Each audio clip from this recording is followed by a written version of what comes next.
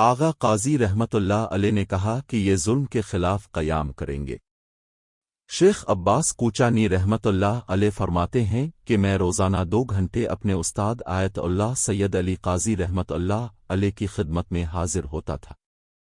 چونکہ ان کی آنکھوں میں موتیا اتر آیا تھا، میں عرفانی کتب میں سے ان کے لیے پڑھتا اور وہ آنسو بہاتے یا کوئی نکتہ ہوتا تو بیان کرتے تھے، اور کبھی کبھی ان کے شاگردوں کا ایک مختصر حلقہ بھی ان کے جودے دہ والے گھر میں تشکیل پاتا تھا۔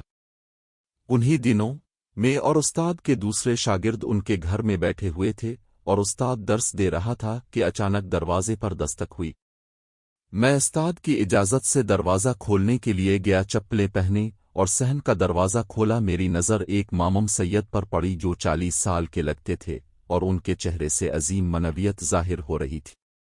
میری عمر اس زمانے میں تقریباً 30 سال تھی۔ میں نے احترام سے کہا، سلام علیکم، حکم فرمائیے سید بزرگوار۔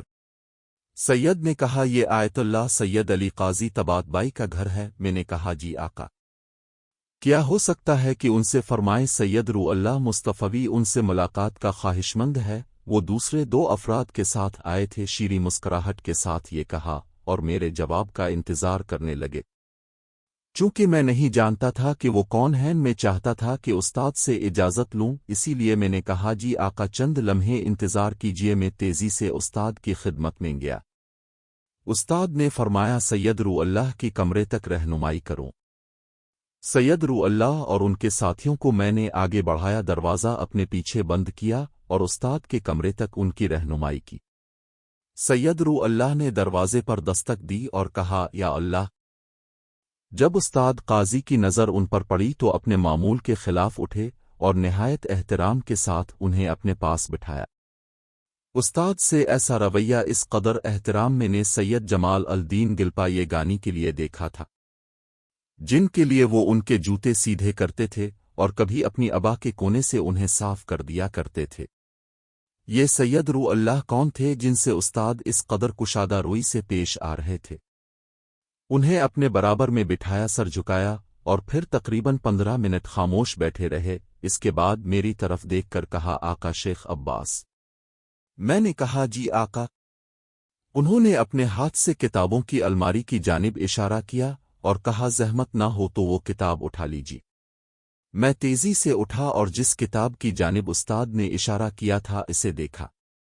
میرے لیے بہت عجیب تھا، اس الماری کی ہر کتاب کو میں بارہا دیکھ چکا تھا، یہ کون سی کتاب تھی جو مجھے کسی شیلف میں اب تک نظر نہیں آئی تھی؟ میں نے کتاب نکالی اور اس کی چرمی جلد کو ہاتھ سے صاف کیا، چونکہ میں جانتا تھا کہ استاد کی آنکھیں کمزور ہو گئی ہیں۔ منتظر رہا کہ وہ بتائیں کیا کرنا ہے۔ استاد نے کہا، شیخ عباس کتاب پڑھے۔ میں نے کہا، آقا کہاں سے پڑھوں؟ استاد نے کہا، کھولیے اور جو بھی آئے وہ پڑھے۔ مجھے حیرت ہوئی، کتاب کھولی تو دیکھا کہ تحریر فارسی ہے۔ ان سالوں میں بارہا میں نے انہیں کتابیں پڑھ کر سنائی تھیں، لیکن میں نے استاد کے پاس ایک بھی فارسی کتاب نہیں دیکھی تھی، اس لیے مجھے زیادہ تعجب ہوا۔ بہرحال میں نے اپنے سامنے کھلا ہوا صفحہ پڑھنا شروع کیا۔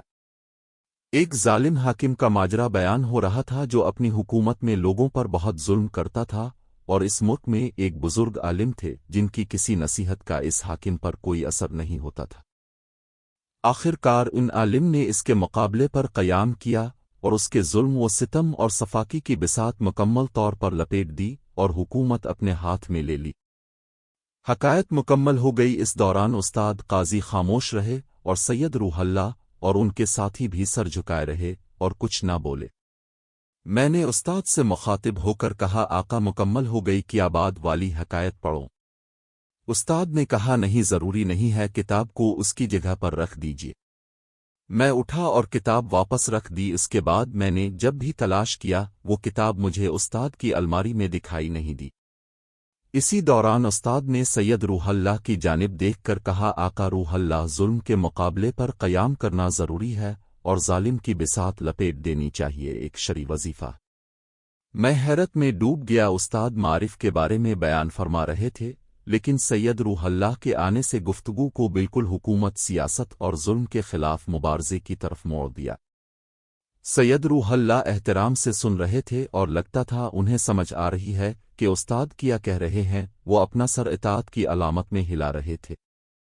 چند لمحوں بعد نشست پر دوبارہ خاموشی چھا گئی۔ سید روح اللہ نے نہایت ادب سے رخصت ہونے کی اجازت مانگی۔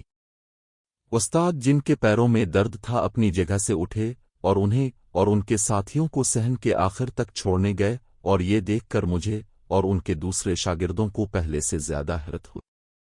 استاد اپنی جگہ واپس آئے اور اپنی جگہ بیٹھ گئے۔ میں تجسس کے مارے سمجھ نہیں پا رہا تھا کہ کیا کہوں۔ میں نے کہا، جناب استاد، وہ کون تھے؟ استاد قاضی نے کہا، وہ قوم کے ممتاز علماء میں سے ہیں۔ پھر کچھ دیر سوچ کر کہا، وہ بہت غیر معمولی ہے۔ مجھے زیادہ تعجب ہوا۔ استاد نے مزید کہا، وہ ظلم کے خلاف قیام کریں گے، اور ان کی مانند کسی کو بھی ظلم پر غلبہ پانے کی ایسی توفیق نصیب نہیں ہوئی ہے۔ ایران میں ان کے نام کس کے ہوں گے؟ اس دن ہمیں معلوم نہیں تھا کہ اس مستقبل بینی سے استاد کی مراد کیا ہے، لیکن 1358 شمسی میں ہم نے اپنی آنکھوں سے سید روح اللہ کو دیکھا کہ وہ اپنے دور کے ظالم پر غالب ہوئے اور دنیا بھر کے ظالموں اور قابضوں کے دلوں پر لرزہ طاری کر دیا۔